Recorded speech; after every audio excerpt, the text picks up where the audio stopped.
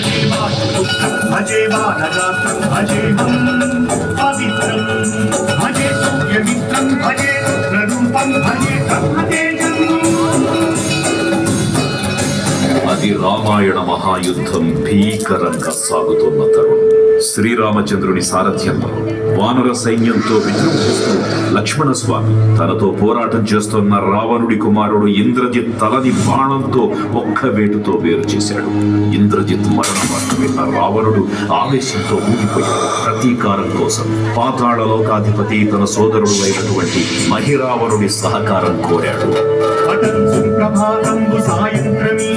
సంకీర్తనలు చేసి నీ రూపు వర్ణించి నీ మీద నేదండ నీ మూర్తి గావించి నీ సుందరం పెంచి నీ దాసదాసుండనై రామ భక్తుండనై నిన్నునే గొల్చెదను.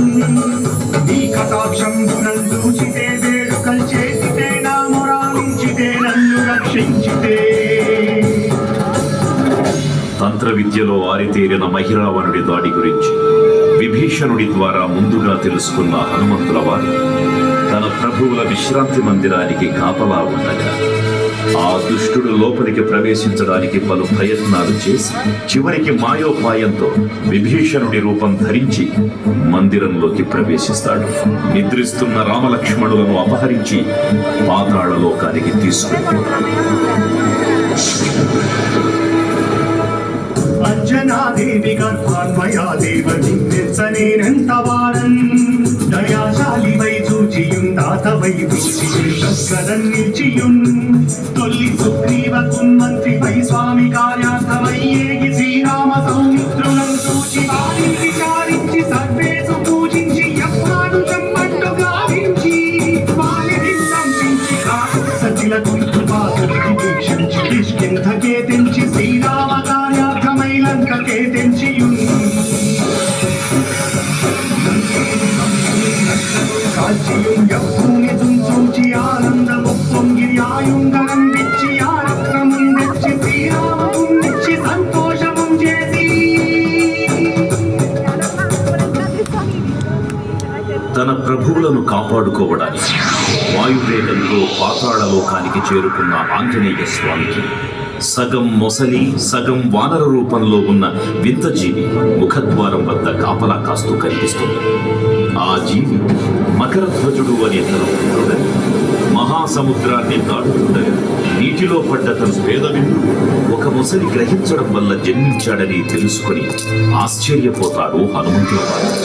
తన పుత్రుడిని యుద్ధంలో ఓడించి పాతాళ లోకంలోకి ప్రవేశిస్తాడు.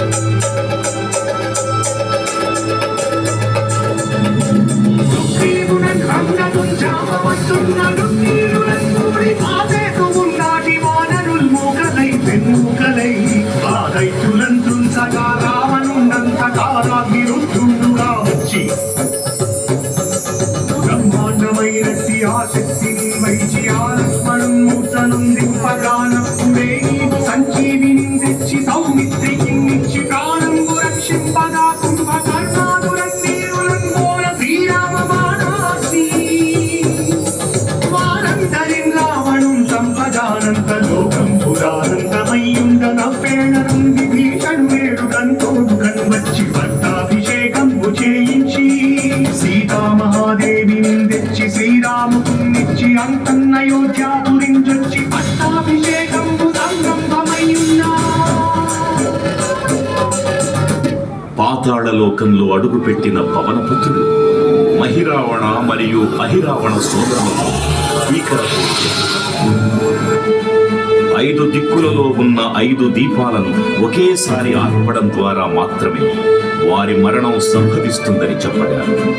అప్పుడు మహాబలి 5 ముఖాల ధారణ చేసి పంచముఖ ఆంజనేయునిగా అవతరించి ఏకకాలంలో 5 దీపాలను ఆర్పివేసి ఆ దుష్ట సోదరులను తుదముట్టిస్తారు.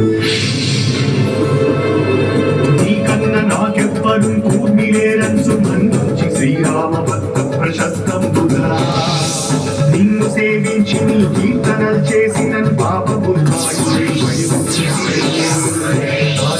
కలుగునే సామ్రాజ్యములు కలుగు సంపత్తులు కలుగును వానరాకార యోగ యోగీర యోగీర నీవే సమస్తం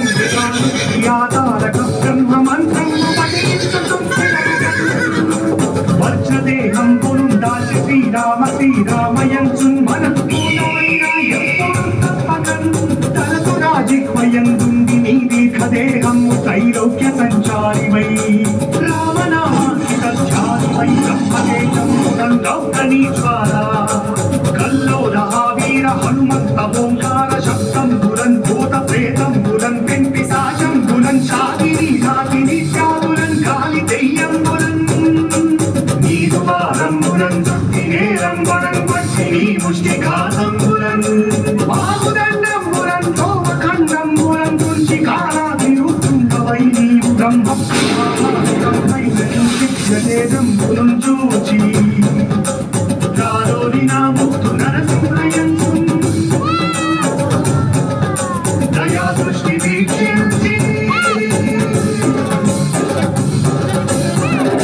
నన్నేలు నా స్వామి ఓ ఆంజనేయ నమస్తే సదా బ్రహ్మచారి నమస్తే నమో వాయుపుత్ర నమస్తే నమః. తూర్పు దిక్కున చూసే శ్రీ హనుమాన్ ముఖం సర్వ పాపాలను హరించేదిగా, దక్షిణ దిక్కున చూసే శ్రీ నరసింహుని ముఖం శత్రు భయాన్ని పోగొట్టి విజయం చేకూర్చేదిగా, పశ్చిమ దిక్కుని చూసే శ్రీ గరుడ ముఖం భూత ప్రేత తాంత్రిక భయాలను పోగొట్టేదిగా, ఉత్తర దిక్కు వైపు చూసే శ్రీ వరాహ ముఖం గ్రహదోషాలను హరింపజేసి అష్టైశ్వర్యాలను అందించేదిగా, ఆకాశం వైపు చూసే శ్రీ హయగ్రీవ ముఖం విజ్ఞానాన్ని విజయాన్ని ఉత్తమ జీవిత భాగస్వామిని అందించేదిగా పురాణాలు చెబుతున్నాయి. కావున భక్తులారా, అన్ని విధాలుగా మనలను ఆపుకుని శ్రీ ఆంజనేయ స్వామిని మనసారా స్మరించుకుని ధరించండి. శ్రీ శ్రీ శ్రీ మహావీర బజరంగ బలికి జై.